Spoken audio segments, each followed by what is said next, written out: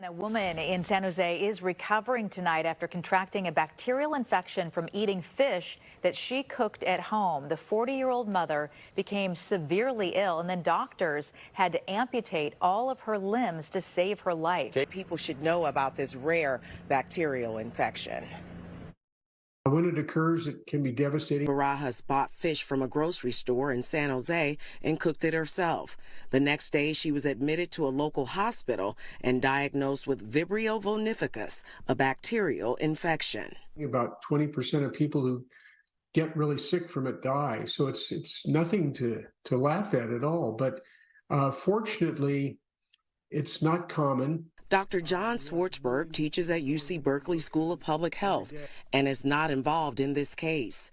Barajas has been hospitalized for over a month, and on September 13th, she had to have all 4 of her limbs removed to save her life. Generally speaking, the reason somebody has to have a limb amputated is that there's no longer a viable tissue. That is, you're no longer getting blood to that extremity.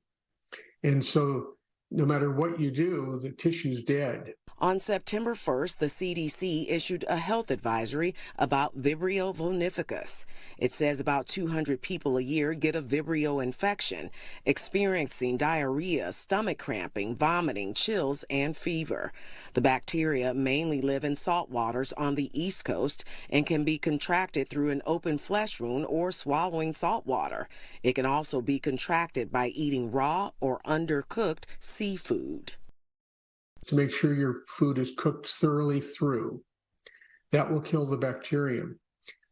Make sure that you're not exposing yourself or drinking any seawater. Of course, no one would do that intentionally. It's also important to wash your hands very carefully after you've handled raw seafood to make sure your food is cooked thoroughly through. That will kill the bacterium.